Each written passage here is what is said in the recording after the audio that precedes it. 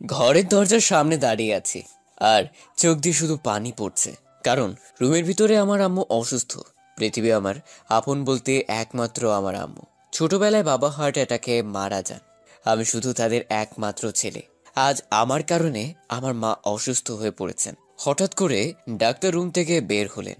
আমি কান্না থামিয়ে ডাক্তারকে বললাম, কেমন আছে আমার আম্মু? ভয়ের কোনো কারণ নেই, এমনি একটু মাথা ঘুরছিল। আর তাছাড়া এখন ওনার রেস্টের প্রয়োজন। এই বয়সে এখন ঘরের কাজকর্মগুলো যত কম করবে তত ভালো। আমি কিছু ঔষধ লিখে দিচ্ছি, সময় মতো খাওয়াবেন। দেখবেন 2-3 দিনের ভিতরে ভালো হয়ে যাবে। ঠিক আছে ডাক্তার। তারপর ডাক্তার আঙ্কেল চলে গেলেন আর আমি তাড়াতাড়ি করে আম্মুর রুমে গেলাম।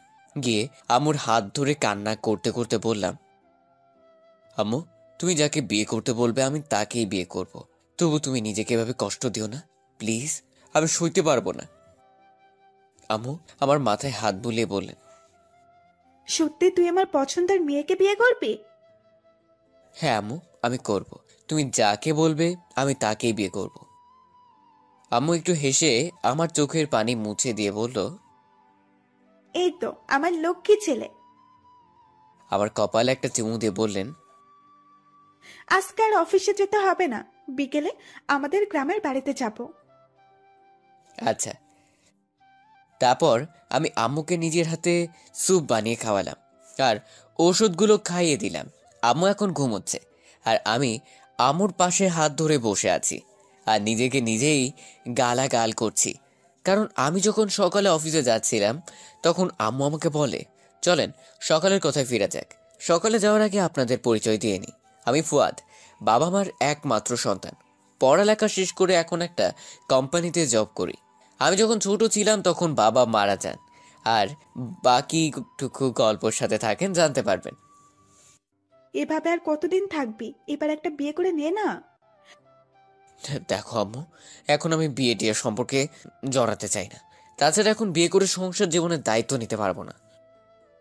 কেন পারবি না? প্রতিদিন তো তুই অফিসে চলে যাস, সারা দিন বাসার কত কাজ একা একা করতে হয় আমাকে। এই বয়সে এসেও কি একটু বিশ্রাম করতে পারবো না? তাহলে কাজে লোক রেখে দাও, কিন্তু আমি এখন বিয়ে করতে পারবো না। যখন ঘর থেকে বের হচ্ছি তখন কিছু একটা আওয়াজ হলো। পেছনে তাকিয়ে দেখি আম্মু মেঝেতে পড়ে আছে। আম্মুকে মেঝেতে পড়ে থাকতে দেখে আমার পুরো পৃথিবী কয়েক মিনিটের মুহূর্তের জন্য থমকে যায়। দৌড়ে গিয়ে আম্মুকে কোলে তুলে রুমে নিয়ে যাই। তারপর অনেক ডাকাডাকির পরও জ্ঞান ফিরছিল না। আমার মনের মধ্যে একটা অজানা জেগে বসলো। আর দেরি না করে আমাদের ফ্যামিলি ডাক্তারকে কল করে বললাম বাসায় চলে আসতে। তারপর তিনি আসার পর কি কি হলো খানে তো জানেনি। মনের মধ্যে সে ভয়টা মুহূর্তেই উধাও হয়ে গেল। মায়ের মুখে হাসি দেখে, যার মা আছে তার একটি জান্নাত আছে। আর আমি সেই মাকে কষ্ট দিয়েছি, জানি না আল্লাহ আমাকে ক্ষমা করবেন কিনা। এসব ভাবতে ভাবতেই আমিও আম্মুর কোলে মাথা রেখে ঘুমিয়ে গেলাম। হঠাৎ করে আম্মুর ডাকে ঘুম ভেঙে গেল। দেখি আম্মু আমার সামনে দাঁড়িয়ে আছে। আমি কিছুটা অবাক হয়ে বললাম, আম্মু, তুমি উঠলি কেন? তোমার এখন বিশ্রাম দরকার, প্লিজ তুমি শুয়ে থাকো। সারাদিন কি শুয়ে থাকবো? সকাল গড়িয়ে দুপুর হয়ে গেল, খাবি না? আয় খেতে আয়। আর কিছুই বললাম না। ঘড়ির দিকে তাকিয়ে দেখি 2টা বাজে। আমি উঠে ম্যানেজারকে ফোন করে বলে দিলাম আজকে আর অফিসে যাব না। বাবার রেখে যাওয়া পুরোটা সম্পত্তি একা দেখাশোনা করতে হয়, সেগুলোর জন্যই সময় পায় না। আবার বিয়ে করলে সংসার কিভাবে সময় দিব, সেগুলো নিয়ে ভাবছি। আর বিয়ে করে উপায়ও নাই। মায়ের এখন বিশ্রাম দরকার, একা হাতে ঘরের কাজগুলো আর কতদিনই বা করবে। আর কিছুই না ভেবে আমি খাবার টেবিলে বসলাম। তারপর আম্মু ভাত বেড়ে দিল। তারপর আম্মু নিজের হাতে তুলে খাইয়ে দিতে লাগলো। প্রতিদিনই দেয়। খাওয়াতে খাওয়াতে আম্মু বলল, এবার একটা বিয়ে হয়ে গেলেই আমি বাঁচি। প্রতিদিন তোকে আর তুলে খাইয়ে দিতে হবে না, বউ এসে খাইয়ে দিবে।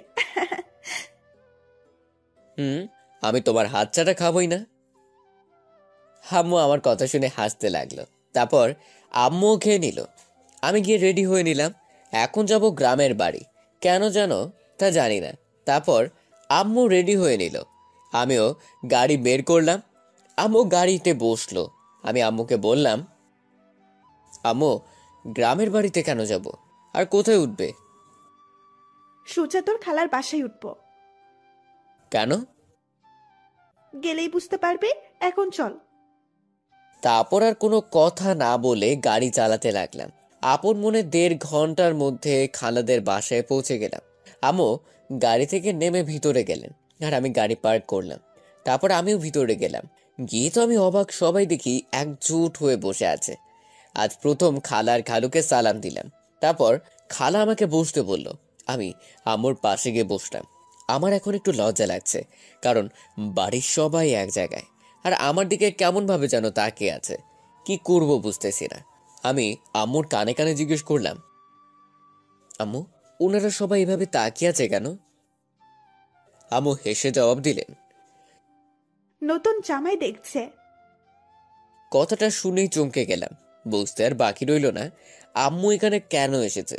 নিশ্চয়ই খালামণির মেয়ের সাথে আমার বিয়ে দিতে এসেছে। কিন্তু এটা কি করে সম্ভব? ওই পেতনিটাকে বিয়ে করলে আমার জীবন নরক করে ছাড়বে। আর তাছাড়া আমার থেকে বয়সে কম করে হলেও 5-6 বছরের ছোট হবে।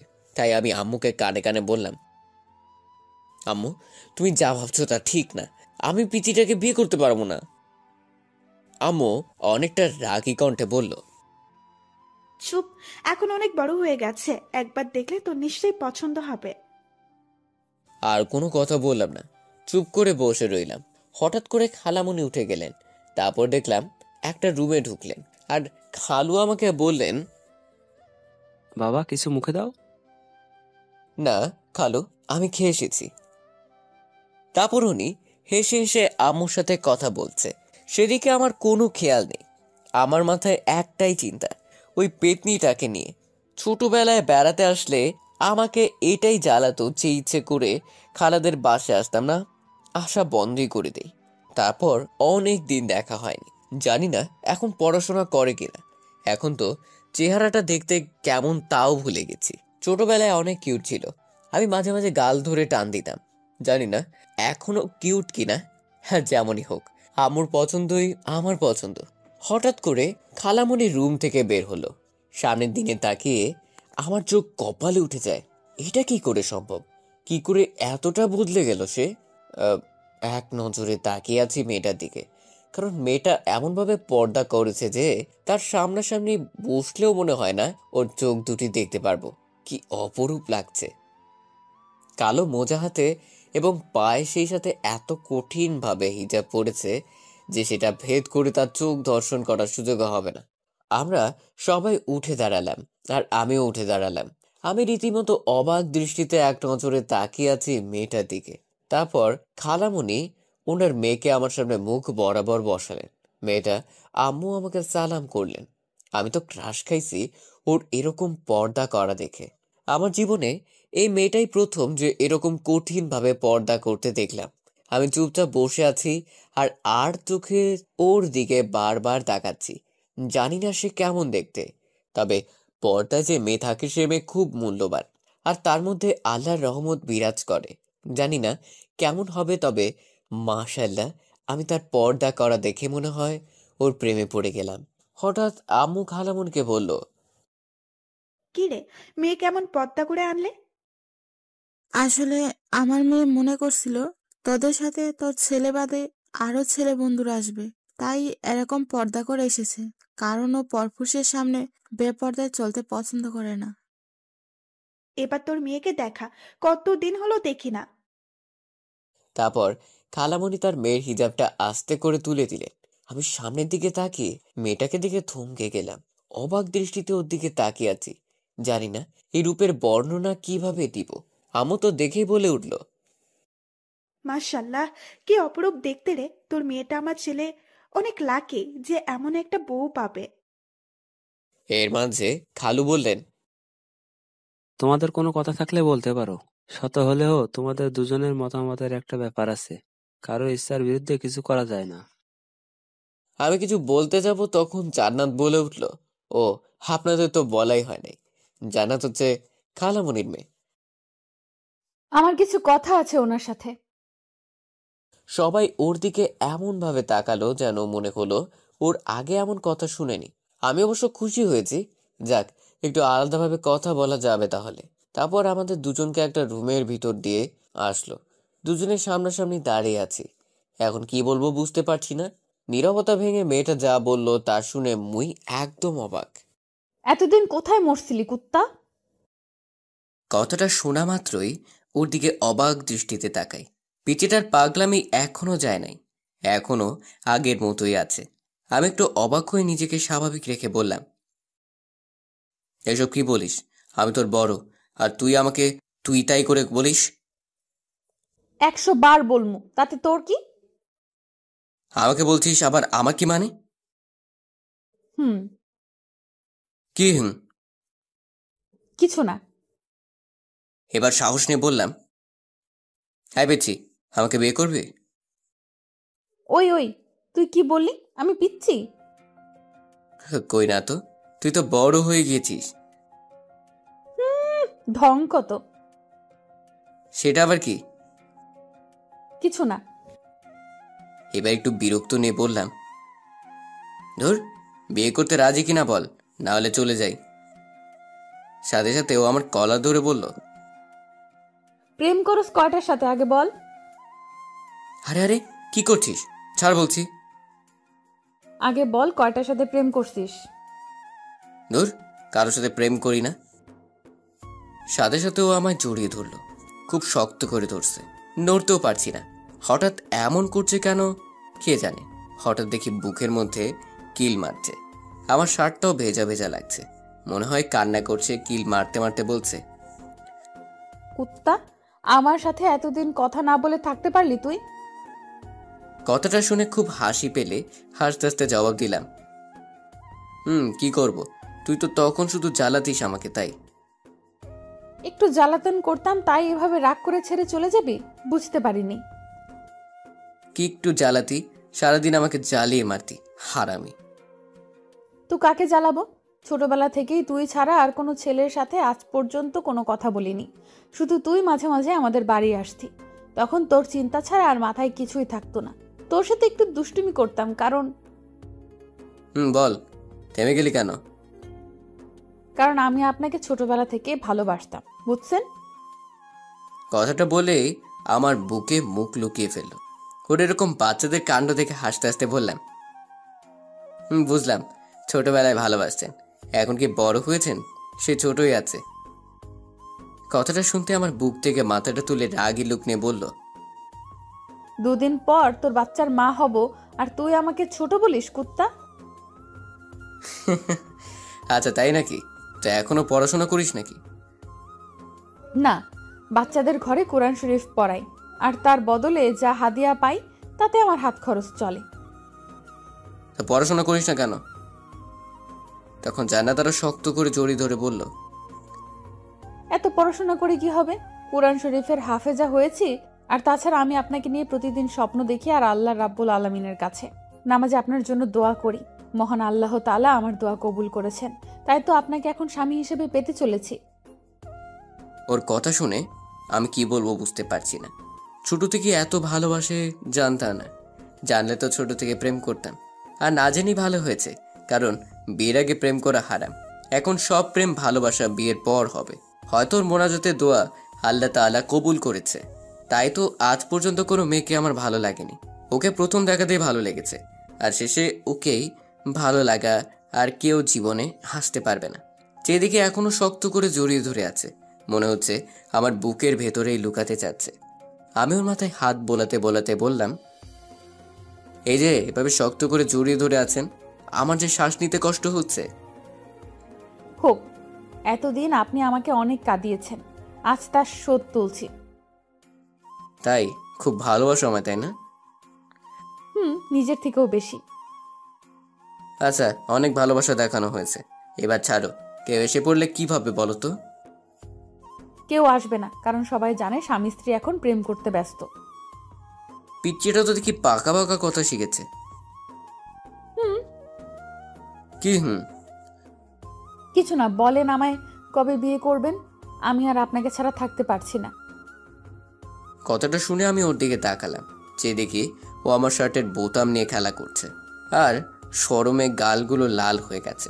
আমি ওর থুতনি ধরে মুখটা তুলে বললাম, তুমি যখনই চাইবে তখনই নিয়ে যাব। আমি তো এখনই চাই। তাই আচ্ছা চলো, তোমার আব্বুকে গিয়ে বলছি আজই বিয়ে দিয়ে দিতে। সত্যি? করবা? হুম। মানে? আমি রাজি আজকে বিয়ে করতে। আচ্ছা চলো, সবাই অপেক্ষা করছে। তারপর জান্নাত আমাকে ছেড়ে দিল, তারপর আবার হিজাবটা পরে নিল। তা দেখে আমি বললাম, আবার মুখ ঢাকলে কেন? বাহিরে পাশের বাসায় অনেক লোকজন আছে, আমি চাই না আমাকে কেউ দেখুক। তখন আন্টির কথায় হিজাবটা তুলছিলাম, না হলে কখনোই তুলতাম না। কারণ আমার সবটা সৌন্দর্য শুধু আপনার দেখার অধিকার আছে, আর কারণেই, বুঝছেন? কথাটা শুনে আপনা আপনি মুখের কোণে হাসি ফুটে উঠল। কি বলবো বুঝতে পারছি না। এইটা হাসি দিয়ে হাঁটা শুরু করলাম। তারপর দুজনে চলে এলাম বাহিরে। পিচিটা ওর মায়ের পাশেই বসেছে, আর আমি আমার মায়ের পাশে। আম্মু আমাকে কানে কানে ফিসফিস করে বলল, কিরে, কেমন লাগলো পিচ্ছিটাকে? দারুণ। আর ও নাকি আমাকে অনেক আগে থেকেই ভালোবাসে। জানি, তাই তো এই পিচ্ছিটা বউ করে নিয়ে যাচ্ছি, যাতে তোর মতো বাদরটাকে টাইট করতে পারে। আমি আর কিছুই বললাম না, শুধু ওর দিকে তাকিয়ে একটা হাসি দিলাম। আর আম্মু ওনাদের বললেন, তো ভাই, এবার তাহলে বিয়ের দিন তারিখ পাকা করা যাক। হ্যাঁ, অবশ্যই। শুভ কাজে দেরি কিসের? তারপর আম্মু ওনাদের সাথে বিয়ের দিন তারিখ ঠিক করলো। তারপর আরো অনেক কথাবার্তা বলার পর রাতে খাবার দেওয়া হলো। এখন সবাই খেতে বসেছে। খালা খাবার বেড়ে দিলেন, কিন্তু সমস্যা একটাই, ছোটবেলা থেকে নিজের হাতে কতবার ভাত খেয়েছি তা মনে নেই। কারণ আম্মু আমাকে খাইয়ে দেয়, কিন্তু এখানে খাইয়ে দিতে পারবে না, আর আমি নিজ হাতে তুলে খেতেও পারবো না। তাই আমি আম্মুকে বললাম, আম্মু আমি কিছুই খাবো না এখন। জানি, কেন খেতে পারবি না? আচ্ছা, এখন অল্প করে খেয়ে নে, বাসায় গিয়ে আমি আবার খাইয়ে দেব। আমি তো আম্মুর কথা শুনে অবাক। আম্মু বুঝলো কিভাবে? একেই বলে মা জাতি। কিছু বলার আগে সন্তানের কথা সব বুঝে ফেলে। তারপর চুপচাপ বসেছিলাম, খাচ্ছিলাম না দেখে পিচ্ছিটা গুতা মেরে বলে, এই খাচ্ছেন না কেন? খিদে নেই। মানে কি বলছেন? খিদে না থাকলেও খেতে হবে, খান বলছি। হবু শ্বশুর শাশুড়ি আমার দিকে তাকিয়ে আছে, আর আম্মু আমার কাণ্ড কারখানা দেখে হাসছে। আমি বেচারা পড়ছি মাইনকার চিপায়। ভালো লাগে না নিজের হাতে খেতে। পুরোটা বলার আগেই আমার মা বলে উঠলেন, আসলে হয়েছে কি জানিস আপু, আমার ছেলেটা কোনোদিন নিজের হাতে তুলে কিছু খায়নি, তাই আমার হাত ছাড়া নিজের হাতে খেতে পারে না। বললে ভুল হবে, নিজের হাতে তুলে খায় না। আম্মুর কথা শুনে সবাই আমার দিকে কেমন ভাবে যেন তাকিয়ে আছে আর হাসছে। আমি মাথা নিচু করে বসে আছি। আমাকে বললাম, আম্মু আমার খিদে নেই, আমি গেলাম। তারপর ওইখান থেকে পাশের রুমে গেলাম, যেটা আজকে আমাদের ঘুমানোর রুম। আমাকে আসতে দেখেই তারা খুব হাসছিল, আর তারা বুঝতে পারছে যে আমি লজ্জায় পেয়ে চলে এসেছি। আমি রুমে এসে ফ্রি ফায়ার গেম খেলছি। এমন সময় সামনে তাকিয়ে দেখি, সামনে তাকে যা দেখলাম তা দেখে আমি অবাক না হয়ে পারলাম না। তুমি এখানে? কেন আসতে পারি না বুঝি? না, তা পারবে না কেন, বাড়িটা তো তোমাদেরই। জান্নাত আমার পাশে বসতে বসতে বলল, না খেয়ে কি কেউ এভাবে চলে আসে? আসলে আম্মুর হাতে ছাড়া কোনোদিন নিজ হাতে তুলে খাইনি তো, তাই। আপনি কি জানেন আপনার জন্য বাসার সবাই না খেয়ে আছে? এখনো এমনকি আপনার মাও না খেয়ে আছে। কেন? সন্তান না খেলে কি মা খেতে পারে? তাহলে আম্মুকে বলো এসে আমাকে খাইয়ে দিতে। আপনার আম্মুর দায়িত্ব দিল, বলল আজ থেকে আমি যেন আপনাকে খাইয়ে দেই। সত্যি? তিন সত্যি। তারপর পিচ্চিটা আমাকে খাইয়ে দিতে লাগলো। আমি খেতে খেতে তাকে বললাম, তুমি খেয়েছো? আপনি খান, তারপর আমি খেয়ে নেব। আমি কিছু না বলে বেলটা ওর হাত থেকে নিয়ে বললাম, নাও হা করো। জানা দেখি হা করে তাকিয়ে আছে, আমার দিকে কোনো কথা বললো না। তাই আমি আবার বললাম, কি হলো, হা করেন। তারপর আস্তে আস্তে মুখ খুললো। আমিও মুখের ভিতর এক লোকমা তুলে দিলাম। ও আমার দিকে এক নজরে তাকিয়ে খাচ্ছিল। তারপর খাওয়া শেষ করে জান্নাত চলে গেল। আমিও কখন যে ঘুমিয়ে পড়লাম বুঝতেও পারিনি। রাতে হঠাৎ খুব পানি তেষ্টা পেল, তাই ঘুম ভেঙে গেল। হাতে মোবাইল নিয়ে দেখি রাত 1টা বাজে। ঘরের লাইটটা অন করলাম। আম্মু শুয়ে আছে ও বোনের সাথে, আর আমি একাই এক ঘরে। ঘরের মধ্যেই পানি খুঁজতে লাগলাম, কিন্তু কোনো পানির চিহ্ন পেলাম না। তাই বাধ্য হয়ে রুম থেকে বের হলাম। সবকিছু যেন কেন অন্ধকার দেখাচ্ছে। গ্রামের লোকেরা সাধারণত 10টার আগেই ঘুমিয়ে পড়ে, তাই তো কাউকে ডাকতে পারবো না। তাই নিজের ফোনের ফ্ল্যাশটা অন করে কিচেনের দিকে এগোতে লাগলাম। কিছুদূর এগোতেই কিসের গুনগুন শব্দ শুনতে পেলাম। চারপাশ নীরব, তাই ছোট ছোট শব্দগুলো স্পষ্ট শোনা যাচ্ছে, কিন্তু কিসের আর কোথা থেকে আসছে বুঝতে পারছি না। কিছুটা ঘাবড়ে গেলাম, মাথা বেয়ে ঘাম ঝরতে লাগলো। আর একটু সামনে গেলাম, সামনে গিয়ে দেখি শব্দটা আরো স্পষ্ট শোনা যাচ্ছে। ধীরে ধীরে কিচেনের রুমের পাশের রুমটার সামনে এসে থমকে গেলাম। এখান থেকেই শব্দটা শোনা যাচ্ছে, কিন্তু এটা তো জান্নাতের কামরা। এত রাতে ওর রুম থেকে কিসের শব্দ শোনা যাচ্ছে? ঘরের দরজাটা হালকা বেরোনো, আর ভিতরে লাইট জ্বলছে। এবার একটু স্বাভাবিক হয়ে দরজাটা সরাতে লাগলাম। জান্নাতের ঘর থেকে কিসের গুনগুন শব্দ শোনা যাচ্ছে।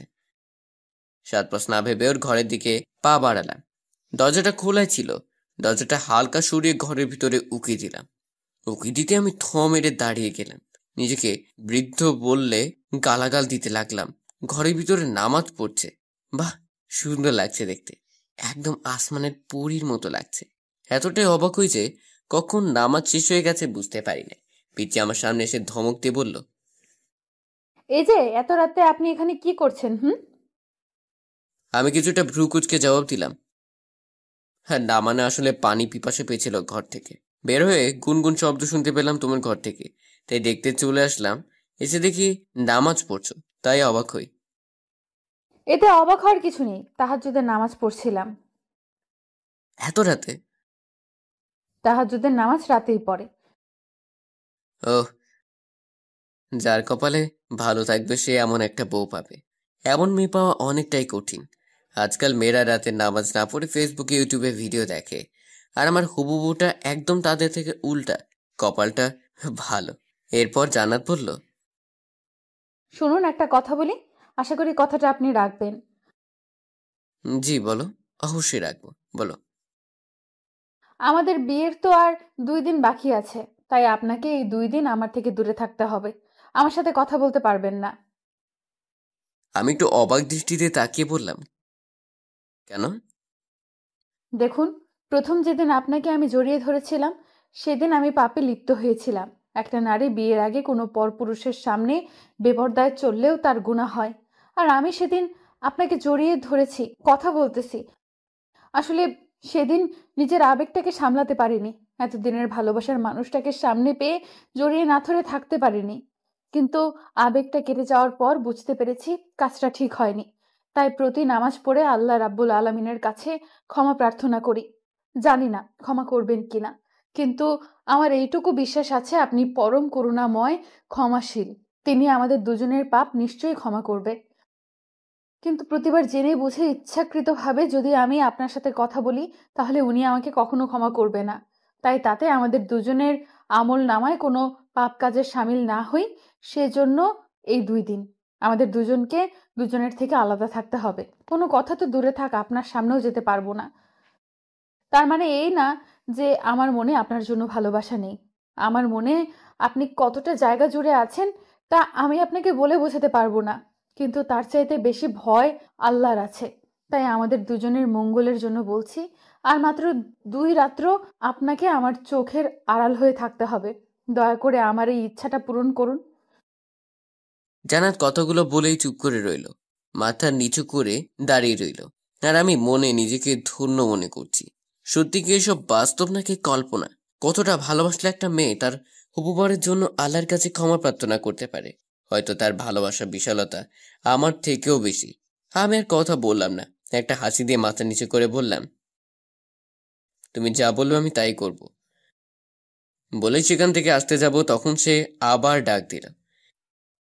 শুনুন, পিছনে মুখ করে তাকিয়েছিলাম, এক বৃদ্ধ তার দিকে তাকায়নি। মাথা নিচু করে বললাম, জি বলুন। আর একটা কথা ছিল, রাখবেন? হুম, বলো। আমাদের বিয়েটা ঘরোয়া হলে খুব খুশি হতাম। না মানে কোনো অনুষ্ঠান বা গায়ে হলুদ করানোর দরকার নেই, কারণ বিয়েতে গায়ে হলুদ হারাম। আর অনুষ্ঠান না করানোটাই ভালো। কারণ সেখানে অনেক মানুষ থাকবে। আমি আপনার পাশে বসে থাকবো, হাজার হাজার মানুষ আমার রূপ সৌন্দর্য উপভোগ করবে, ছবি তুলবে, ভিডিও করবে, আর এই সব কাজ করানোর জন্য আমি পাপের ভাগীদার হব।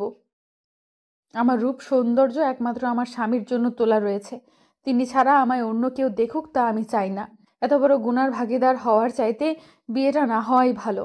কারণ এই জীবনে আমি আপনাকে না পেলেও আমার তেমন কোনো ক্ষতি হবে না, কিন্তু যে পাপগুলো হবে সেগুলো ক্ষমার জন্য পরকালে অনন্ত জীবনের সাজা ভোগ করতে হবে। তাই এটা আমার আপনার কাছে অনুরোধ। আশা করি আপনি আমার কথাগুলো বুঝতে পারছেন। কথাগুলো শুনে চোখের নিচে নোনা জলের কিছু জমা হতে লাগলো। এটা কোনো কণ্ঠের না, এটা খুশির কান্না। এখন নিজেকে সবচেয়ে সুখী মানুষ মনে হচ্ছে। আমি মাথা নিচে করে বললাম, তুমি যেমনটা চাইবে তেমনটাই হবে। তারপর ঘর থেকে বেরিয়ে এলাম। খুব খুশি লাগছে এখন। ওর ঘরের দরজার সামনে দাঁড়িয়ে চোখের জল মুছছিলাম। এমন সময়ের কথা স্পষ্ট শুনতে পেলাম, ওনার থেকে বেশি আমি ভালোবাসি তাকে, কিন্তু বিয়ের আগে এগুলো ঠিক না। আমি কোনো দিন ওনাকে নিজের ভালোবাসা বুঝতে দেইনি। এখন হয়তো ওনার একটু কষ্ট হবে, কিন্তু এতে আমাদের দুজনের মঙ্গল। ধুর, কিসের কষ্ট, বরং শুনে বেশি বেশি খুশি হয়েছি। আর আমি মনে মনে সিদ্ধান্ত নিলাম, কখনো পিচ্চিটাকে কোনো কারণে কষ্ট দিব না, তাহলে হয়তো আল্লাহ আমাকে কখনো ক্ষমা করবেন না। পাগলি একটা বলেই হাসতে হাসতে রুমে চলে এলাম। সেখান থেকে সব পানি পিপাসা মিটে গেছে। এখন শুধু ভাবছি পিচিটাকে কবে বুকে পাবো। এই 2 দিন আমার কাছে 2 বছরের মতো লাগছে। ওর সাথে এখন কথা না বলে থাকতে পারছি না। ইচ্ছে হচ্ছে খুব ওর হাত ধরে বসে বসে সারা রাত গল্প করতে, কিন্তু কি আর করার, পাগলিটার ইচ্ছে তো পূরণ করতেই হবে। রাজ কপাল নিয়ে জন্ম মনে হয় আমার, তাই তো ওর পাগলিকে আপন করে পেতে যাচ্ছি। এখনো তো অনেক কাজ বাকি আছে। আমাকে বিয়ের অনুষ্ঠানের কথা না করতে হবে, সকালে এখান থেকে চলে যেতে হবে, কারণ পাগলিটার সামনে থাকলে আমি কথা না বলে থাকতে পারবো না। বিছানায় গা হেলান দিয়ে নিজের ভবিষ্যৎ জীবন সঙ্গিনীর কথা এখন এত ঘুমাচ্ছে, অনেক ইচ্ছে হচ্ছে ওর ঘুমন্ত মুখটা দেখতে। জেগে থাকলে এতটা মায়াবী লাগে যে প্রতি মুহূর্তে ওর প্রেমে পড়ে যায়। আর রাগলে তো কথাই নাই, গালগুলো লাল টমেটোর মতো হয়ে থাকে, বলে বোঝাতে পারবো না তখন কি অপরূপ লাগে। এসব ভাবতে ভাবতেই কখন যে ঘুমের দেশে চলে গেলাম বুঝতেই পারি নাই। হঠাৎ আম্মুটাকে ঘুম ভেঙে গেল, বুঝতে বাকি রইল না সকাল হয়ে গেছে। মরার মতো ঘুমাস নাকি? এত ডাকছি শুনতে পাস না? উঠ বলছি। হবু শ্বশুর বাড়িতে এত ঘুমালে লোকে কি বলবে? আমি উঠলাম আর আম্মু হাত ধরে আমার পাশে বসালাম আর বললাম, আম্মু তোমার সাথে কিছু কথা ছিল। হ্যাঁ জানি, আর কিছু বলতে হবে না। মানে, তুমি কি করে জানো? তোর হবু বউ আমাকে সব খুলে বলেছে, আর আমি এটাও জানি ওর থেকে বেশি তোকে কেউ ভালোবাসতে পারবে না রে বাবা। একটা মেয়ের মোনাজাতে থাকাটা যে কতটা সৌভাগ্যের ব্যাপার তা তুই কোনো দিন বুঝবি না। আর কিছু বললাম না। আজ খুব সুখী মনে হচ্ছে নিজেকে। মনে হয় আমার জীবন পূর্ণতা পেয়েছে। আচ্ছা শোন, তুই শহরে যা আর বৌমার জন্য কিছু গয়নাগাটি কিনে নিয়ে আয়। ওকে। তারপর আম্মু চলে গেল। আমি উঠে ফ্রেশ হয়ে নিলাম। আম্মু সে ঘরে নাস্তা দিয়ে গেল। তারপর নাস্তা করে আম্মু আঙ্কেল আন্টির কাছ থেকে বিদায় নিয়ে বেরিয়ে পড়লাম শহরে যাওয়ার উদ্দেশ্যে। এর মাঝে ওকে দেখিনি। হয়তো পরিবারের সবাই সম্মতি দিয়েছে, খুব ভালো হয়েছে। এমন মেয়ে যদি প্রতিটা ঘরে হয় তাহলে আজ প্রতিটা বাবা মা তাদের সন্তানদের নিয়ে গর্ব করতে পারত। এখন আপন মনে গাড়ি চালাচ্ছি, তবু পিজিটার কথা মনে পড়ছে। 2 দিন ওকে থাকতে না পারাটা এখন আমার কাছে পাহাড় সমান কষ্ট মনে হচ্ছে। বুকের ভেতরটা হাহাকার উঠে গেছে। হঠাৎ করে পকেটে রাখা ফোনটা টুং করে বেজে উঠল। মেসেজ আসছে, কিন্তু কে দিল বুঝতে পারছি না। আম্মু তো কোনোদিন মেসেজ দেয় না, ডিরেক্ট কল দেয়। তাই আর কিছু না ভেবে গাড়িটা এক সাইডে দাঁড় করালাম। তারপর পকেট থেকে ফোনটা বের করলাম। মেসেজটা দেখে আমার মন যেন খুশিতে নাচতে শুরু করলো, কারণ মেসেজটা পিচ্ছি ছিল। লিখেছিল, সাবধানে যাবেন আর গাড়ি আস্তে চালাবেন, ঠিক সময় খেয়ে নেবেন। আপনার জন্য আজ থেকে আমিও না খেয়ে থাকবো। যতক্ষণ না জানতে পারবো আপনি খেয়েছেন কিনা ততক্ষণ আমিও কিছু খাবো না। আর হ্যাঁ, রাস্তায় মেয়েদের দিকে একদম তাকাবেন না, তাকালে চোখ তুলে ফেলবো। আর তাহলে আপনাকে বিয়ে করব, কারণ আমি চাই না আমার ভালোবাসার ভাগ কাউকে দিতে। শুধু আমার জন্য তুলে রাখবেন। নিজের খেয়াল রাখবেন। আল্লাহ হাফেজ। মেসেজটা দেখে চোখের কোনো জল জমে গেল। এত সুখ কপালে শুইবে তো? সত্যি একটা পাগলি। মেসেজের রিপ্লাই দিতে গিয়ে ভাবলাম রিপ্লাই দেওয়াটা কি ঠিক হবে, নাকি চিন্তায় পড়ে গেলাম। ও তো বলেছিল কোনো কথা না বলতে। ভাবছিলাম কি করা যায়। এমন সময় একটা বুদ্ধি এলো, এর জন্য একটা গিফট দিব। তবে সেটা বাসরাতে দিব বলেই গাড়ি স্টার্ট দিলাম। গাড়ি চলছে আপন গতিতে, আর মনের মধ্যে পিচিটার জন্য টান বেড়েই চলেছে। ইচ্ছে হচ্ছে এক্ষুনি দৌড়ে ওর কাছে চলে যাই, কিন্তু কি করব, আমার হাত পা বাঁধা, চাইলেও যেতে পারবো না। পিচিটা একটা ইচ্ছে প্রকাশ করেছে, আর আমি যদি তা পূরণ করার না পারি তাহলে কি করে ওর ভালোবাসা পাবো? যতটাই কষ্ট হোক না কেন, আমি আর একদিন ওর থেকে দূরে থাকবো। আপন মনে ওর কথা ভেবে গাড়ি চালাচ্ছিলাম। প্রথমে ঢাকা এসে আগে অফিসে গেলাম, একটু রেস্ট নিলাম। ঘড়ির দিকে তাকিয়ে দেখি 12টা বেজে গেছে। আজ বাদে কাল আমার বিয়ে, অথচ কাউকে ইনভাইট করি নাই। কেউ জানে না যে আমার বিয়ে ঠিক হয়েছে। যদি পিচিটা মানে না করতো তাহলে এতক্ষণে সবাই মেনে যেত। যাই হোক, সেসব নিয়ে ভাবছি না। রাতের মধ্যে আমার গ্রামের বাড়িতে কি ফিরতে হবে, কিন্তু ওদের বাসা যাওয়া যাবে না। নিজেদের বাসায় গিয়ে উঠতে হবে, আর সেখানে একটা রাত একাই কাটাতে হবে। অপেক্ষা করছি কখন আর একটা দিন পার হবে। অপেক্ষা করা যে কতটা কষ্টের তা সেই জানে যে মনে থেকে কাউকে ভালোবাসতে জানে, আর যে ভালোবাসতে জানে সে অপেক্ষা করতেও জানে। অফিস থেকে ম্যানেজার সাহেব সব কাজকর্ম বুঝিয়ে দিয়ে আমি বেরিয়ে পড়লাম শপিং এ যাওয়ার উদ্দেশ্যে। অফিসের পাশেই খুব বড় একটা শপিং মল আছে, তাই চলে গেলাম। খুব সুন্দর শাড়ি দেখতে পাচ্ছিলাম। আমার তো নীল রং বেশি পছন্দ, তাই খুব সুন্দর দেখে একটা নীল শাড়ি কিনলাম। জানি ওর পছন্দ হবে কিনা, কিন্তু আমার কাছে বেশ লাগছে। তারপর আরো বেশি কিছু কেনাকাটি করলাম। আম্মুর কথা মতো কিছু গয়নাও কিনলাম। আম্মুর আসার আগে কি কি গয়না লাগবে তার একটা লিস্ট লিখে দিয়েছিল, তাই কিনতে অসুবিধা লেখো, কারণ আম্মু ভালো করে জানে আমার গয়না সম্পর্কে তেমন ধারণা নেই। কেনাকাটা করে শপিং মল থেকে বেরিয়ে পড়লাম। ঘড়ির দিকে তাকাতে আমি অবাক, চোখ কপালে উঠে গেল। শপিং করতে করতে কখন যে 2টা বেজে গেল বুঝতে পারলাম না। মনে হয় এখনো মা জননী খায় নাই। আমি জানি আমি দুপুরে যতক্ষণ না খাবো ততক্ষণ একজন না খেয়ে থাকবেই, আর সে হলো আমার আম্মু। আবার আজকে থেকে নাকি পিচ্চিটাও না খেয়ে থাকবে আমার জন্য। এমন করলে কি চলে? একজনের জন্য সবাই না খেয়ে থাকবে। নিজেকে নিজেই গালাগাল করতে লাগলাম। আমার খুব ক্ষুধা লেগে গেছে, তাই প্রথমে গিয়ে একটা রেস্টুরেন্টে প্রবেশ করলাম। খাবার অর্ডার দিতেই ফোনটা বেজে উঠলো। বুঝতে পারলাম এটা আমার আম্মু ছাড়া কেউ দেয়নি, তাই তাড়াতাড়ি ফোনটা রিসিভ করলাম। হ্যালো বলতেই আম্মু বলল, কিরে বাবা, কিছু খেয়েছিস? হেই তো আম্মু, মাত্র খেতে বসলাম, তুমি খেয়ে নাও। আচ্ছা তুই খেয়ে নিস, আর সাবধানে আসিস কিন্তু। আচ্ছা, কিন্তু আমি যে তোমার হাতে ছাড়া খেতে পারি না সেটা তো তুমি ভালো করে জানো।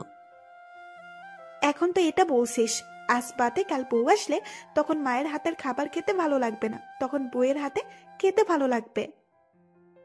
এমনটা কখনো হবে না। আমি সবসময় তোমার হাতেই খেতে চাই। হয়েছে, আর বলতে হবে না, চুপচাপ খেয়ে নে। ঠিক আছে, এবার একটু সাহস নিয়ে আমাকে বললাম। আম্মু খেয়েছে। আম্মু আমার কথা শুনে হাসতে হাসতে বলল,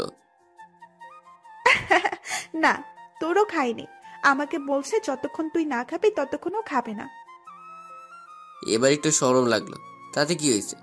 মাই তো, ও তো সব জানেন।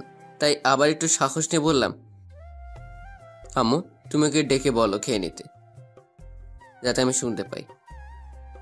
বাবা, আমার ছেলে দেখি 2 দিনে বউ পাগল হয়ে গেছে। এ মানে আম্মু, আমার যে এখন শরম লাগছে তা আম্মু ঠিকই বুঝতে পেরেছে। তাই আম্মু বলল, হয়েছে, থাক, আর লজ্জা পেতে হবে না। না, এখনই বলছি। তারপর আম্মু জান্নাতকে ডাকতে লাগলেন। জান্নাত মা, জান্নাত, এদিকে আয় তো। জি আন্টি, আসছি।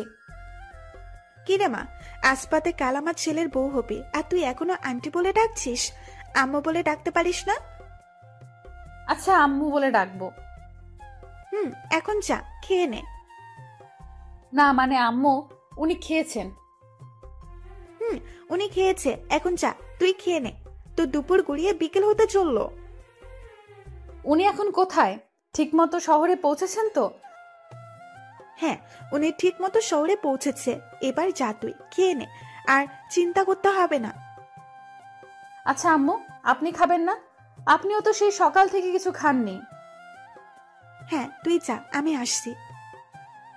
তারপর জান্নাত চলে গেল আর আম্মু আমাকে বলল, হয়েছে, এবার খুশি তো? এবার তুইও একটু খেয়ে নে, আসার সময় সাবধানে আসবি। ঠিক আছে আম্মু, তাই হবে। তারপর আম্মু ফোন রেখে দিল আর আমি খাবার টেবিলে বসে বসে ওর এইমাত্র কথা বলাগুলো রেকর্ড করে নিয়েছি। ওর এইটুকু কথা বলাগুলো আবার শুনলাম, খুব ভালো লাগছে। অজানা খুশির ঝড় বইছে।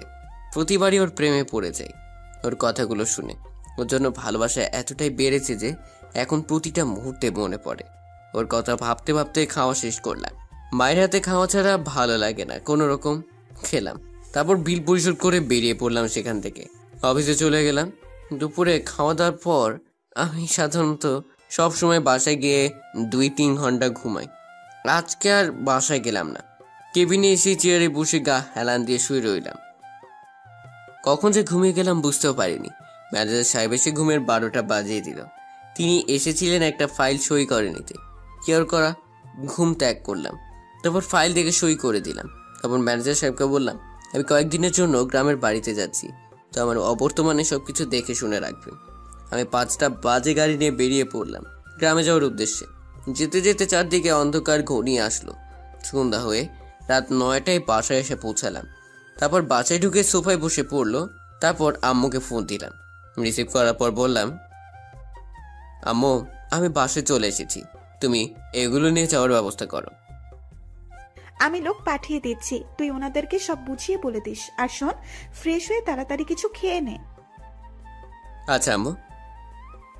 তারপর আম্মু ফোনটা কেটে দিল। আমি ফ্রেশ হতে চলে গেলাম। ফ্রেশ হতে হতে দেখি 10টা বেজে গেছে। খুব ক্ষুধা পেয়েছে, তাই কিচেনে যাচ্ছি। এমন সময় দরজায় বেল বাজছিল। হয়তো আম্মু লোক পাঠিয়েছে। দরজা খুলে দেখলাম খালামণিদের বাসার দারোয়ান কাকা এসেছে। ওনাকে আমরা ছোট থেকে কাকা বলেই ডাকি। ওদের বাসায় অনেকদিন ধরে দারোয়ানের চাকরি করছে। যাই হোক, এবার ওনাকে সব বুঝিয়ে দিলাম। তারপর ওনারা চলে গেল। তারপর আমিও কিচেনে ফলমূল রাখা ছিল, সেগুলো খেলাম। তারপর নিজের রুমে চলে এলাম। এসেই রুমে গা হেলান দিয়ে শুয়ে রইলাম। বাইরে চাঁদের আলো সোজা জানালা দিয়ে মুখের উপর এসে পড়েছে। চাঁদের দিকে তাকিয়ে ভাবছি, আচ্ছা, আমি যেমন সারাক্ষণ তার কথা চিন্তায় বিভোর থাকি, ও কি আমার কথা সারাক্ষণ ভাবে? হয়তো ভাবে। এত ভালোবাসে যখন, ভাববে হয়তো। শুধু একটা বদ অভ্যেস, মনে কথা কাউকে জানতে বা বুঝতে দেয় না। মনের কথা মনেই চেপে রাখে। আচ্ছা, এখন কি ও জেগে আছে? এখন কি আমার কথা ভাবছে? হঠাৎ করে না খেয়ে থাকার কথাটা মনে পড়ে গেল। ইস, ভুলে গিয়েছিলাম। এই কথাটা তো ওকে জানাতে হবে যে আমি খেয়ে নিয়েছি, না হলে তো না খেয়ে পুরো রাতটা পার করবে। তাড়াতাড়ি আম্মুকে ফোন দিলাম। রিসিভ করার পর আম্মুকে বললাম, আম্মু, তুমি খেয়েছো? তুই খেয়েছিস? আম্মু, আমি খেয়েছি। এবার তোমারও খেয়ে নাও প্লিজ। ঠিক আছে, তাহলে এখন ঘুমিয়ে পড়। আচ্ছা। কল কেটে দিল। যাক বাবা, ভাগ্যিস মনে পড়ল, না হলে মনে হয় সারা রাত দুটি মানুষ না খেয়েই থাকতো। তারপর কখন যে ঘুমিয়ে পড়লাম মনেই নাই। ভোরের দিকে মোবাইলটা হঠাৎ টুং টুং করে বাজতে শুরু করলো। মনে হয় অফিস থেকে এসেছে। কিছুক্ষণ পর মেসেজ আসা বন্ধ হয়ে গেল, কিন্তু ফোন বাজতে শুরু করলো। ঘুম ঘুম চোখে তাকিয়ে দেখি জান্নাতের নাম্বার। লাফ মেরে উঠে বিছানায় বসে পড়লাম। দেরি না, কলটা রিসিভ করলাম। হ্যালো বলার সাথে সাথেই কলটা কেটে দিল। মন চাচ্ছিল ফোনটা আছাড় মারি। আবার টুং করে মেসেজ আসলো। সিন করে দেখি একটানা 4টা মেসেজ আসলো। সে বলছে, আসসালামু আলাইকুম। অনেক তো ঘুমিয়েছেন, এবার উঠুন, যান গিয়ে নামাজ পড়ে আসুন। আজ থেকে প্রতিদিন 5 ওয়াক্ত নামাজ পড়বেন, না হলে বিয়ে করবো না বলে দিলাম। শেষ মেসেজ ছিল, ওই, আপনি কল রিসিভ করলেন কেন? আমি আপনাকে ফোন দিছি আপনাকে জাগানোর জন্য, কথা বলার জন্য নয়। যান গিয়ে নামাজ পড়ে আসুন। আর নামাজ পড়ে এসে ঘুমাবেন না, একটু হাঁটাহাঁটি করবেন, শরীরের ক্লান্তি দূর হবে। আর ঠিক মতো নাস্তা খেয়ে নেবেন। আল্লাহ হাফেজ। মেসেজগুলো পড়েই হাসতে হাসতে পেট ব্যথা হয়ে গেল। মনে পিচিটা জেনে গেছে আমি ওর প্রতি দুর্বল হয়ে গেছি। তাই তো এটা করেন ওটা করেন, না হলে বিয়ে করব না বলে হুমকি দেয়। যাক, যা বলছে ভালো জন্যই বলছে। এমন একজন জীবনসঙ্গী পাওয়া ভাগ্যের ব্যাপার, যে সকালে ঘুম থেকে তুলে বলবে যাও নামাজ পড়ে আসো। তারপর আর কিছু না ভেবে হাসি মুখে উঠে ফ্রেশ হয়ে নামাজ পড়তে গেলাম। নামাজ পড়া শেষে আমাদের বাড়ির পিছনে মাঠে খোলা হাওয়ায় হাঁটাহাঁটি করছিলাম। সকালে এই মনোমুগ্ধকর হাওয়া মনের মাঝে এক অন্যরকম অনুভূতি তৈরি করে, কিন্তু সেটা কি বুঝতে পারিনি। হঠাৎ মনের মাঝে খেয়াল এলো, যদি এখন পিচ্চিটা যদি আমার সাথে থাকতো, দুজনে একসাথে হাত ধরে থাকতাম, ভালো লাগতো। ভাবতে আমার মনটা খুশিতে নাচতে লাগলো। তখন মনে মনে নিয়ত করলাম, বিয়ের পর প্রতিদিন ওকে নিয়ে বাহিরে খোলা বাসাতে হাঁটাহাঁটি করব। এসব ভাবছি, এমন সময় কে যেন পেছন থেকে সালাম দিল। পিছনে তাকিয়ে দেখি, আসসালামু আলাইকুম। বেশি অবাক হইনি, কারণ এটা ছিল রিয়া জান্নাতের সাথে আগে পড়াশোনা করত। সে কালো বোরকা পরে আছে, ম্যাচিং করা মোজা দেখতে খুব সুন্দর লাগছে। আমি তার সালামের জবাব দিলাম এবং বললাম, আরে রিয়া, তুমি এত সকালে কোথায় যাচ্ছ? প্রাইভেট পড়তে যাচ্ছি দুলাভাই। ও আচ্ছা, তো স্কুল কখন যাবে? 8:30টায় স্কুলের ক্লাস শুরু হয়, এতক্ষণ স্যারের কাছে কোচিং করি। ঠিক আছে, সাবধানে যাও। আচ্ছা, যদি কিছু মনে না করেন তাহলে একটু সাহায্য করবেন? মনে করার কি আছে, বল, কি সাহায্য করতে পারি?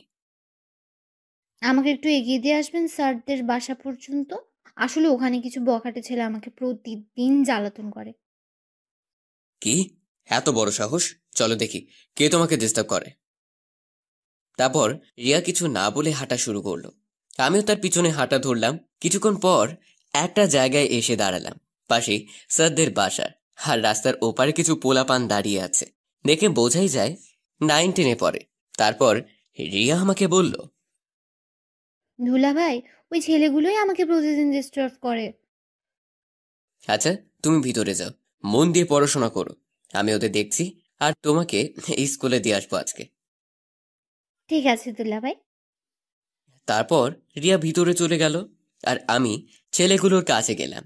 বাচ্চা ছেলে, এই বয়সে এমন করবেই, স্বাভাবিক।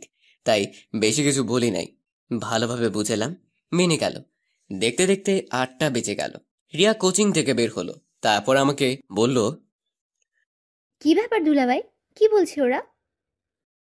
আমি ভাবলাম রিয়াকে একটু রাগাই, তাই বললাম, ওরা বলল তুমি নাকি ওদের মধ্যে একজনকে ভালোবাসো। কি, এত বড় সাহস আমার নামে মিথ্যে বলা! দাঁড়ান, আজকে ওদের উচিত শিক্ষা দেব। এই বলেই রিয়া হাঁটা শুরু করলো, আর আমি পরিস্থিতি হাতে বাহিরে যাওয়ার আগেই ওর পথ আটকে দাঁড়াই। দাঁড়িয়ে দাঁড়িয়ে হাসছি। এমন সময় রিয়া আমাকে ধমক দিয়ে বলল, আপনি কেমন দুলাভাই, হ্যাঁ? ওরা আপনার শালিকার নামে মিথ্যে অপবাদ দিল আর আপনি হাসছেন?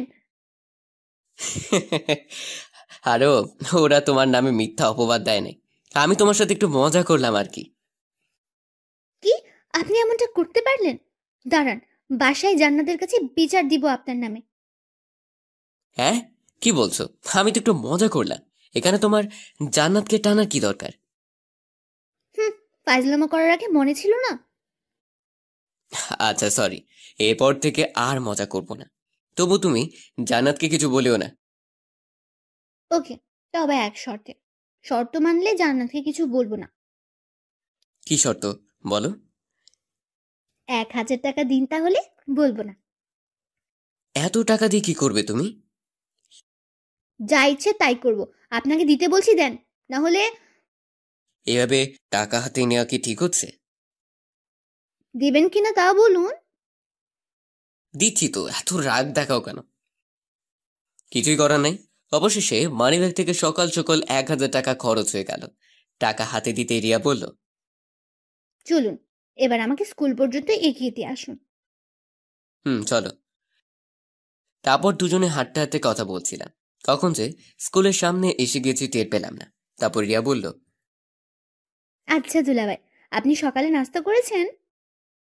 না, এখনো করিনি, বাসায় গিয়ে করে নিব। তারপর রিয়া ব্যাগ থেকে একটা বক্স বের করলো এবং আমার হাতে দিয়ে বলল, এই নিন, এখানে জান্নাত নাস্তা বানিয়ে পাঠিয়েছে। আমাকে বলল আপনাকে দিয়ে দিতে, খেয়ে নেবেন। আচ্ছা। তারপর রিয়া স্কুলে চলে গেল, আমি বক্সটা হাতে করে নিয়ে খুশিতে হাসতে হাসতে বাড়িতে চলে এলাম এবং টেবিলে বসে হবু বউয়ের দেওয়া নাস্তাগুলো সেরে নিলাম। বিছানায় গা হেলান দিয়ে ভাবছিলাম কাল আমার বিয়ে, কেমন একটা ফিলিংস অনুভব করছি, একটু লজ্জাও লাগছিল। এসব ভাবতেই তারপর আম্মুর সাথে একটু ফোনে কথা বলে নিলাম। আগামীকাল আমাদের বিয়ে, সকাল 10টার দিকে। কাজী অফিসে বিয়ে হবে, আর খাওয়া দাওয়ার ব্যবস্থা জান্নাতের বাসায়। কিছু ফকির মিসকিন আর এতিমদের খাওয়ানোর কথা বলছে। যাক, ভালোই হয়েছে। অন্তত গরিবদের খাইয়ে যদি কিছু নেকি অর্জন করা যায় তাহলে তো খুবই ভালো, আর সুখের হবে আমাদের সংসার, জীবন, ইনশাআল্লাহ। মোবাইলে ফেসবুক চালাতে চালাতে কখন যে ঘুমিয়ে পড়লাম বুঝতেই পারি নাই। হঠাৎ ঘুম ভেঙে গেল, বিছানা থেকে লাফ দিয়ে উঠলাম। জীবনে প্রথম দুঃস্বপ্ন দেখলাম। আমার মাথা বেয়ে ঘাম ঝরতে শুরু করলো। তাড়াতাড়ি করে এক গ্লাস পানি খেয়ে নিলাম। হঠাৎ ঘুমিয়ে পড়ায় দুঃস্বপ্ন দেখে চমকে উঠলাম। দুঃস্বপ্ন হলো আমার হবু বউকে নিয়ে।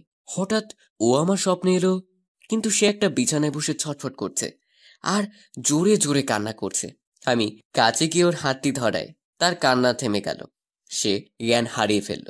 তারপর ওকে জড়িয়ে ধরে কাঁদতে লাগলাম। কেন জানি না হঠাৎ এমন স্বপ্ন দেখলাম, বুকের ভিতর ধুপ করে উঠল, চোখের নিচে নোনা জল জমতে লাগলো। কেন এত ভয় করছে আমার? তবে কি সে আমাকে ছেড়ে চলে যাবে? সত্যি কি আমি তাকে সারা জীবনের জন্য আপন করে পাবো না? এসব ভাবতে ভাবতেই বুকের মাঝে ঠিক বাম দিকটার হৃৎপিণ্ডে ব্যথা অনুভব করলাম। এখন আমার ওকে নিয়ে ভাবতে ভয় করছে। যদি স্বপ্নটা সত্যি হয় তাহলে আমি কি করব? তাকে যে এই 2 দিনে বড্ড বেশি ভালোবেসে ফেলেছি। এখন যদি ওকে না পাই তাহলে দিশেহারা হয়ে যাব। আর কিছু ভাবতে পারলাম না। সবকিছু কেমন যেন গুলিয়ে যাচ্ছিল। আমি আম্মুকে ফোন দিলাম, একটু কথা বলে নিলাম, ওর ব্যাপারে খোঁজ খবর নিলাম। আম্মু সবকিছু ঠিক আছে, চিন্তা করার কোনো দরকার নেই। আম্মুকে স্বপ্নের কথাটা বললাম। আম্মু হেসে বলল, স্বপ্ন কখনো সত্যি হয় না, কিন্তু আমার মনের ভিতর কেমন যেন ভয় হচ্ছিল। আম্মুর সাথে কথা বলার পর ভয়টা দূর হলো। দেখতে দেখতে সময় পার হয়ে গেল। দুজন দুই দিকে, অথচ খেয়ালি পনায় মিশে একাকার হয়ে রয়েছে। তবে কি এটাই ভালোবাসার লক্ষণ? শুনছিলাম প্রেমে পড়লে নাকি সবকিছু রঙিন লাগে। রাতের আকাশে তারার মেলা দেখে মনে হচ্ছে হয়তো এই প্রান্তে বসে সে আমার চিন্তায় ডুবে রয়েছে। ভাবতে ভাবতেই সকাল হয়ে গেল। আমি তো পিচ্ছি ছেড়ে, তাই তেমন একটা বর সাজানো হলো না। অফিসে যেভাবে যাই সেভাবেই কাজী অফিসে গেলাম। সবাই উপস্থিত, শুধু কাজী সাহেবের কাজটাই বাকি। এখন আমার পাশে বসে আছে আমার পিচ্চি বউটা। জানি না কেমন লাগছে ওর মুখ। ভঙ্গি দেখে বোঝার উপায় নেই যে সে লজ্জা পাচ্ছে নাকি, কারণ সে পুরোপুরি পর্দায় নিজেকে আড়াল করে রেখেছে। পিছন থেকে রিয়া চিমটি মেরে বলল, দুলা ভাই, যদি আমার বান্ধবীকে আপনি কষ্ট দেন তাহলে কিন্তু আপনার খবর আছে। আসলে রিয়া একটু বেশি পাক না, সবসময় মজা করে, কিন্তু মনটা খুব ভালো।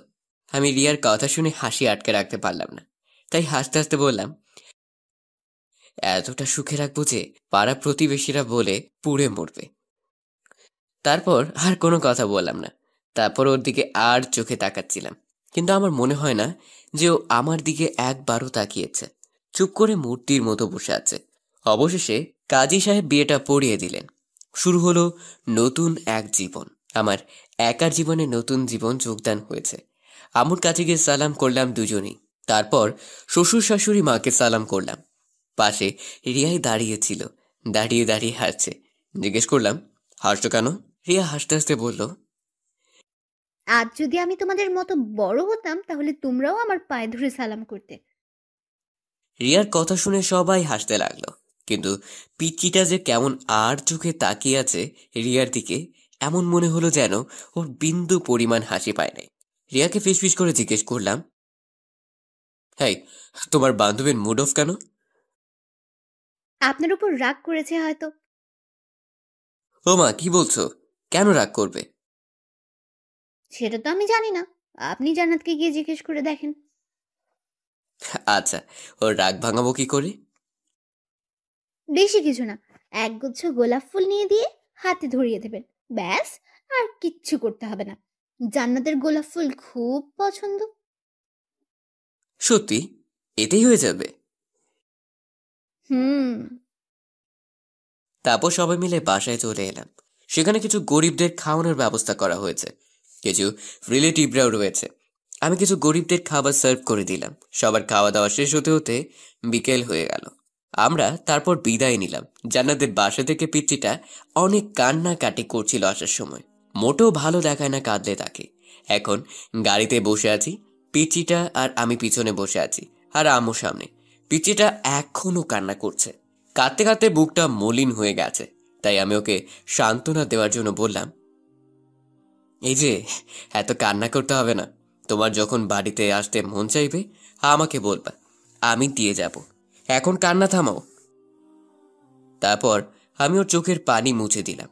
তবুও কেঁদেই চলেছে, চোখের পানি যেন শেষ হয় না। আম্মুর কান্না দেখে বলল, আরে মা, তুই কাঁদছিস কেন? তুই তো আমার বৌমা হয়ে আমাদের বাড়িতে যাচ্ছিস। তুই আমার বোনের মেয়ে, তাই তুই আমারও মেয়ে। আর তোর যখন মন চাইবে তোর বাবা মাকে দেখতে আসতে পারিস। ফুয়াদ তোকে নিয়ে আসবে রে। ফুয়াদ, আনবি না? হ্যাঁ আম্মু। তারপর অনেক বুঝিয়ে সুজিয়ে কান্না থামালাম। তবু এতদিন পর মা বাবাকে ছেড়ে যাচ্ছে, কষ্ট তো হবেই। তাই আমি আর কিছুই বলিনি। কিন্তু ও যে নীরবে কান্না করছে তা আমি জানি। আমি কোনো কথা না বলে হাত বাড়িয়ে ওর চোখের পানি মুছে দিলাম। চোখটা কেমন লালচে হয়ে গেছে। আমি ওর চোখের পানি মুছে দেওয়ায় কেমন যে মায়াবী নজরে তাকিয়ে আছে আমার দিকে। ওর চোখে চোখ রাখতেই ওর চোখের নেশায় পড়ে গেলাম। আমিও তাকিয়ে আছি এক নজরে। সে আর কোনো কথা না বলে আমার ডান হাতটা জড়িয়ে ধরে কাঁধে মাথা রাখলো।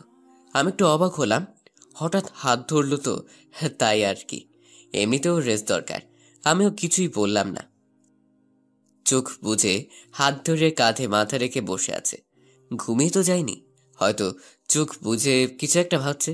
কি ভাবছে যদি বুঝতে পারতাম তাহলে হয়তো ওর মনের কষ্টটা বুঝতে পারতাম। রাত প্রায় 9টা বেজে গেছে। আমরা বাসায় এসে পৌঁছে গেলাম। বাসাটা আগে থেকে সাজিয়ে রেখেছিলাম। গাড়ি থেকে আগে আমি নামলাম, আম্মুকে নামালাম। আম্মু নামতে আমাকে বলল, যা বাবা, বৌমাকে কোলে তুলে ঘরে নিয়ে যা। আম্মুর কথা শুনে অবাক হয়ে আম্মুকে বললাম, কোলে নিতে হবে কেন? এটা আমাদের বাড়ির নিয়ম, নতুন বউকে কোলে তুলে ঘরে নিয়ে যেতে হয়। তাই যা বলছিস সেটা কর।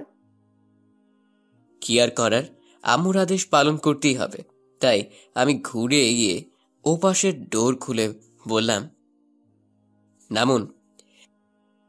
জান্নাত কোনো কথা না বলে উঠে দাঁড়ালো, আর আমি সাথে সাথে কোলে তুলে নিলাম। এতে জান্নাত কিছুটা লজ্জা বোধ করলো, আর সে চোখ বন্ধ করে রইল। তারপর তাকে রুমে বসিয়ে দিয়ে বাহিরে চলে এলাম।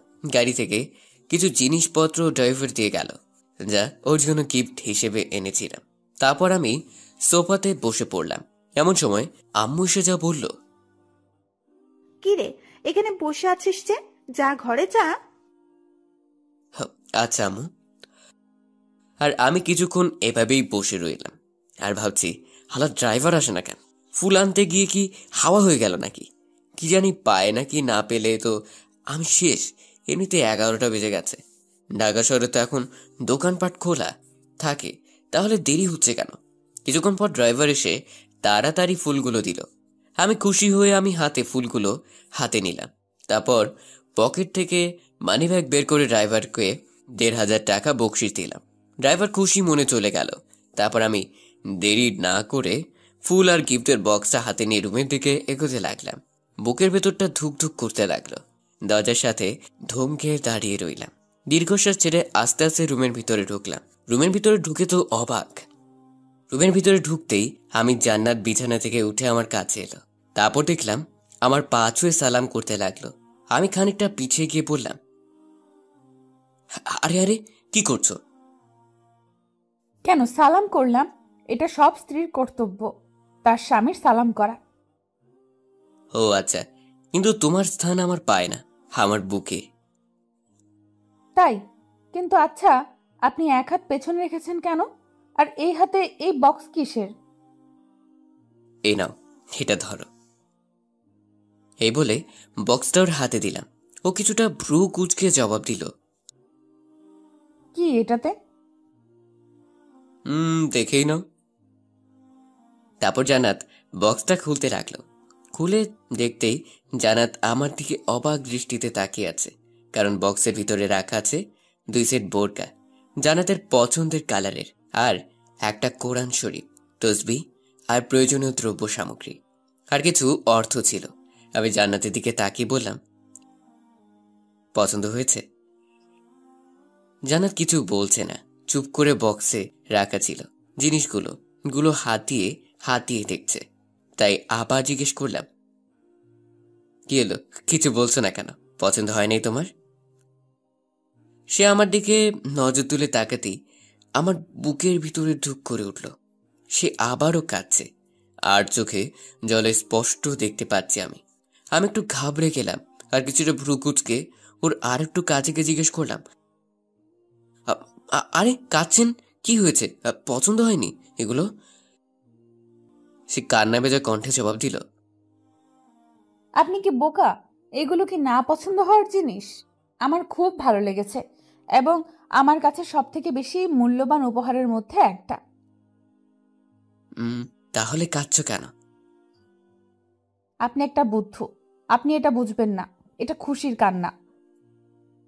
এই বলেই জান্নাত আমাকে জড়িয়ে ধরল। আমি মোটেও বুদ্ধু না। জি না, আপনি বুদ্ধু না, আপনি একটা হাদারাম। কি? আমি হাদারাম? তো তুমি কি? জান্নাত আমার মুখে হাত আঙ্গুল দিয়ে বলল, চুপ! আপনি নয়, তুমি করে বলো। আচ্ছা। আচ্ছা, তুমি এখনো তোমার হাতে পেছনে রেখেছো কেন? কি এনেছো দেখি? আমি পিছন থেকে ফুলের তোড়াটা সামনে এনে বললাম, এই যে, এটা তোমার জন্য।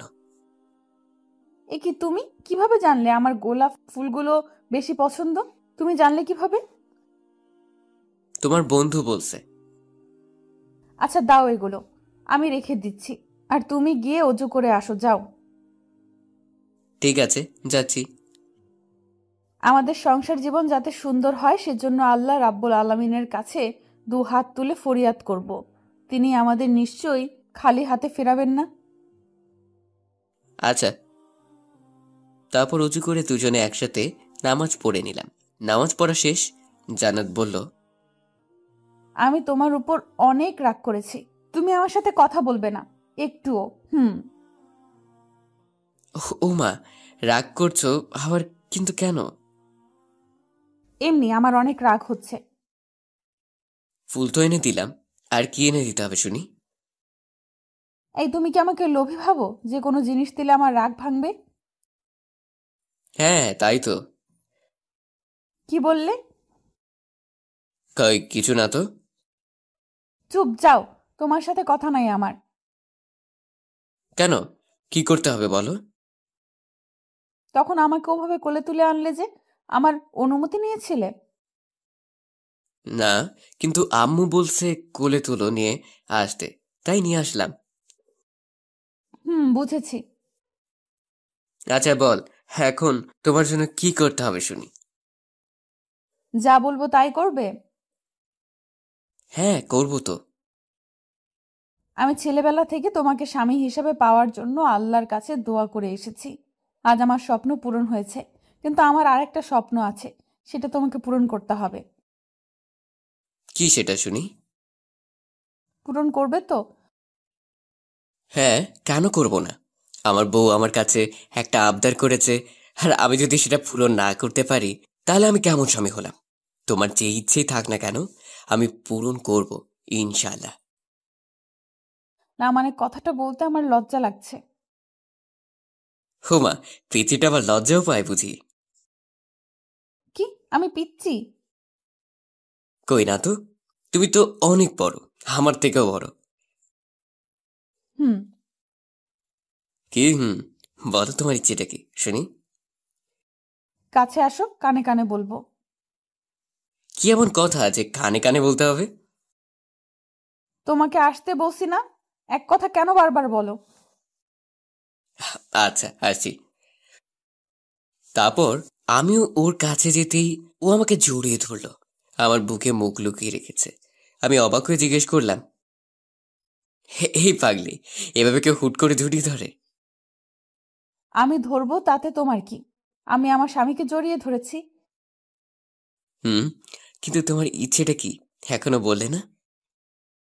না মানে আসলে কি হলো বলো? আমি না একটা বাবু চাই তোমার কাছে। তোমার মতো দেখতে কিউট এমন একটা বাবু চাই। বলে আমার বুকের ভিতর মুখ লুকিয়ে ফেললো। মনে হলো যেন বুকের ভিতর ঢুকে যেতে চাচ্ছে। আমি হাসতে হাসতে ওকে জড়িয়ে ধরলাম, বললাম, ইস, আমার বউটা আমার কাছে বাহু চায়, আর আমি কি না তা করতে পারি না? কিন্তু এর জন্য তোমাকে কষ্ট করতে হবে যে। কি কষ্ট? বেশি কিছুই না, শুধু আমাকে ভালোবাসতে হবে। এই আমাকে আবার কোলে নাও প্লিজ। কেন? আমি তোমার বুকে মাথা রেখে ঘুমাতে চাই তাই। তাই বুঝি? তারপর ওকে কোলে তুলে নিলাম। ও আমার বুকে মাথা রেখে চুপ করে নিয়ে শুয়ে দিলাম। ও আমাকে জড়িয়ে ধরে বলল, হেই, আমাকে একটা ইয়ে দিবে? ইয়ে কি গো? জানো না বুঝি? কই না তো। ও আচ্ছা, তাহলে থাক।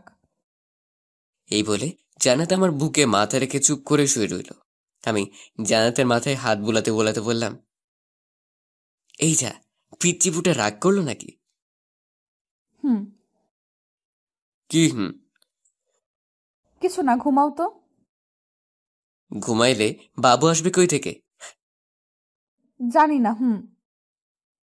আচ্ছা, লাইট অফ করে দেই, না হলে পাঠক পাঠিকার মন্দ বলবে।